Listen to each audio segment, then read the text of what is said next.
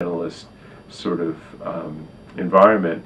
And it was written, published more than 100 years ago, but it's exactly the kind of book that you see today, people writing memoirs about their childhood trauma and their parents' craziness of one kind or another. It would totally fit in, but at the time, there weren't books like that. So it was a groundbreaking book without really knowing it. He was just telling the story, but and it created a sensation and has been in print, but the ultimate influence that it's had hasn't really been felt till 60, 70, 80 years later. So that was one of the ones that was most interesting to discover and read.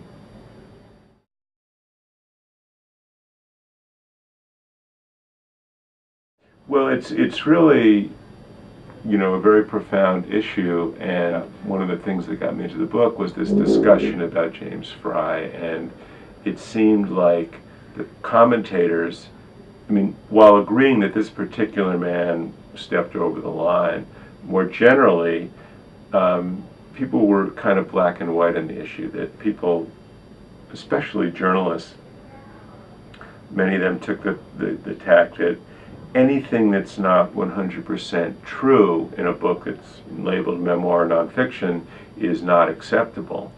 And then on the other end were people who came from this more literary world, some of whom were saying, well, it's called a memoir, that means it's my memory. Memories are inconsistent. You can't expect it to be true.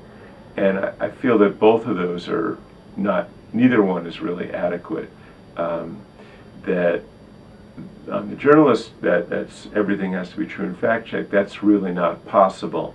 Because as you said, memory is inconsistent. Every study has shown that what we think we really remember is not necessarily the case when those things have been checked.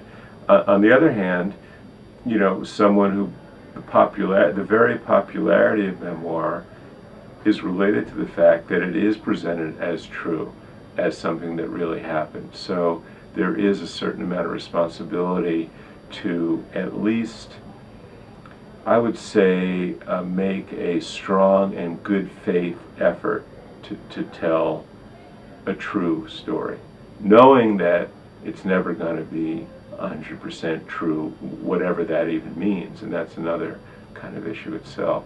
So it's a kind of complicated thing, and I think if nothing else, all the controversy and scandals of the past few years have maybe chastened people, that they understand that it is a complicated thing, maybe more complicated than people realized 10 or 15 years ago when the memoir boom was really booming.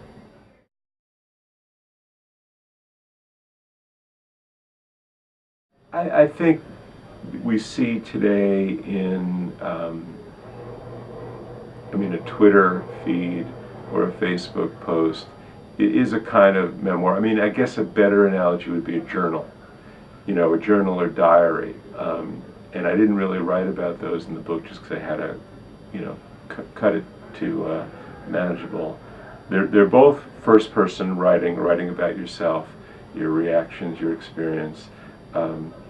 A memoir is, though I define it and has been defined as a book or a book-length text.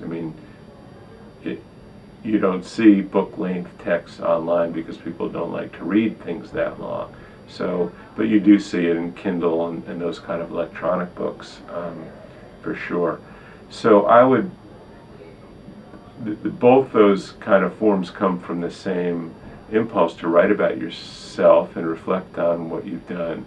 But I would say that a memoir is really different from these kind of micro texts, in that those are kind of real time, what just happened, and a memoir requires sitting back and reflecting. Now I think there are and have been wonderful shorter memoir essays that have been published in magazines over the years and now are published online. And I think that there's a bit of a fallacy in that everything has to be a book.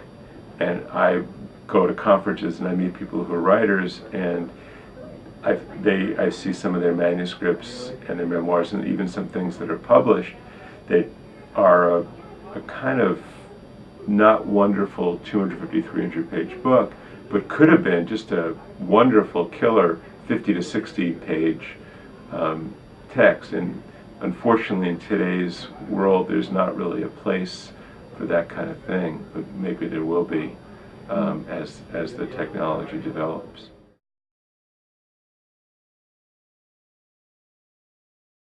Yeah, I think those kind of pieces that I'm talking about, you do often see in blogs, where it's not just real-time Twitter feed, this happened and this happened and this happened, but it's more that kind of essay. And I think there's really some excellent, outstanding personal writing. Most blogs are personal. If it's not, it's kind of like a different kettle of fish. So, yeah, absolutely. I think blogs are places where you see some of that good, shorter memoir writing.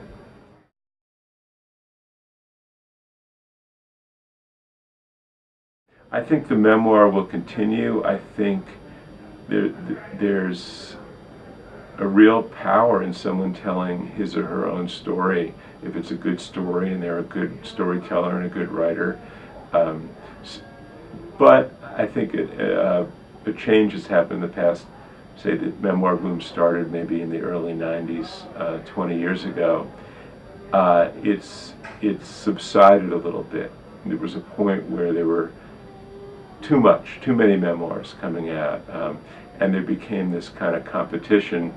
How weird, how traumatic, how terrible was my childhood? And now you really can't top what's already been written, and so that's good. And I feel optimistically that the dust has settled, and now it's understood that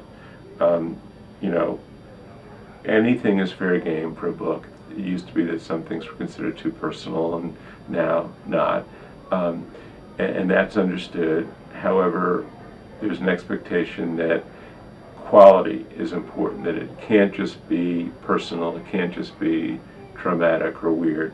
It also has to be a good book with good writing. So I see that as a good thing.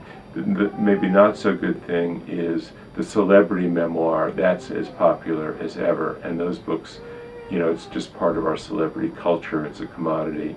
They're usually not very good, but they sell, or they're perceived to sell, and so that'll just keep on until there aren't any more celebrities left.